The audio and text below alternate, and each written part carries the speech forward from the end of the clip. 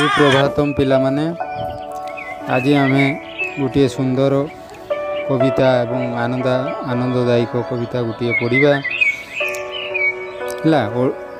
ओडिया मानक प्राण रे स्वाधीनता आंदोलन समय जातीय चेतना भरी देशपाई वीर किशोर कविता लिखिथिले। तांको कविता जोगु लोक माने देशपाई जातिपाई काम करने को आगे आसिले। आगे आम भारत वर्ष रे धनरत्न पूरी रही ता देखी विदेशी मानकर लोभ बढ़ीगला है। इंग्रेज माने आम देश को दखल कले, बंदूक देखाई आमको शासन कले। आमे देशर धनरत्न तांको देश को बोही नेले, आम देशर सबू धनरत्न तांको देश को बोही नेले। अन्यायर प्रतिवाद कले, लोकों उपरे बेत पहार होउतिला। एपरी अनेक बंधुक आगरे जीवन देवाक होउतिला।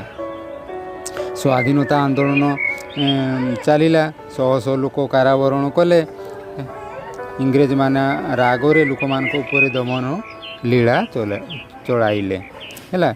सही समय रे कवि वीर किशोर इंग्रेज मानक विरोध रे कविता उपरे कविता लिखि चलिले। गोरा सरकार को गुड़ी बंदूक ठारू कविर कविता अधिक शक्तिशाली है। से कविता पढ़ी लोक मान मन में नूतन जागरण सृष्टि है।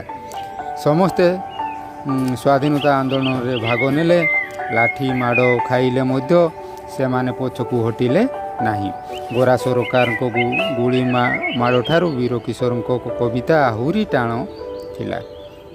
से माने आम देशर लोकंकु आउ दबाई रखी पारिले नहीं। परिशेष रे से माने भारत छाड़ी निज देश को चली गले। तो आमे देखिबा तो पिला माने एबे आमे कविताटी को आवृत्ति करिबा। कविताटी को आवृत्ति करिबा पई आमर जने शिक्षयित्री अछंती से आवृत्ति करिबे। दखल कले से सारा मुलक देखाई आम कोड़ी बंधुक बोही नेले आम देशरु धन चाबुक बाहरे कले शासन पाटी कले हेला बेत पहार गुड़ी रे फाटिला मथा कहार सह सह स्वाधीनता सैन हसी हसी कले कारावरण गोरा बेपारी हेले पागला चलाइले देशे दमन लीला वीर किशोर ए देशर कवि आखिरे देखिले कषण छवि गोरा शासकंक दमन लीला मन को तांकर थिर कला लिखि गले गीत माळ कुमाळ रहिथिब ताहा काळकु काळ से गीते सही उठिले माती गोड़ी आगे देले पताई छाती साजिले पिलाए बानर सेना बाहरिले धरी त्रिरंगा बाना खाइले गोईठा बेत पहार देखिले सहिब छाती काहार गोरा सरकार बंधुक गुली कविता सकती ताठारु बळी धरिला से सरी विदेशी छाती आउ न रहिले गोटिए राती छाड़ी पड़ेले भारत भूमि 13 नई 7 दरिया डेई छाड़ी पड़ाइले भारत भूमि 13 नई 7 दरिया डेई।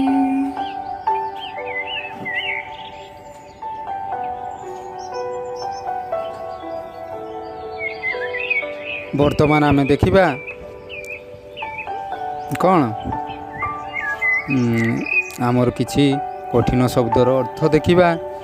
जातीय कहले जातिर, दश कहले कीर्ति, विभव कहले धन संपत्ति, सारा मुलक कहले पूरा देश, मथा कहले मुंड, कारावरण कहले जेल जीवा, गोरा बेपारी कहले इंग्रेज व्यवसायी, दमन लीला कहले अत्याचार, आम राइजर कहले ओडिशार, चिड़ी कहले रागी जाई, सभिए कहले समस्ते, पताई कहले देखाई, छाती कहले हृदय, बानर कहले मांकड़, पहाड़ कहले माड़, शकत कहले शक्त कठिन जोड़ा, दरिया समुद्र, भूई माटी देश कबीर डाक କବିର ଆହ୍ୱାନ ବା ପ୍ରେରଣା ଚିର କିଶୋର କାହା କହିବା ମୃତ୍ୟୁ ପର୍ଯ୍ୟନ୍ତ ଯିଏ ଯୁବକ ପରି ଉତ୍ସାହର ସହ କାର୍ଯ୍ୟ କରେ। ତିରଙ୍ଗା ବାନା 3 ରଙ୍ଗରେ ଥିବା ପତାକା, ଭାରତର ଜାତୀୟ ପତାକା। ବୁଝିହେଲା? ତ ଆମେ ଏଇ ଯେଉଁ କବିତା ଜାତୀୟ କବି ବୀରକିଶୋର ପଢ଼ିଲେ ଏଠୁ ଆମେ କ'ଣ ନୀତି ଶିକ୍ଷା ପାଇଲେ? ସ୍ୱାଧୀନତା ପାଇଁ ହସି ହସି ପ୍ରାଣ ଦେବା ମହତ୍ କାର୍ଯ୍ୟ ଅଟେ। ତ ପିଲାମାନେ ଆଜି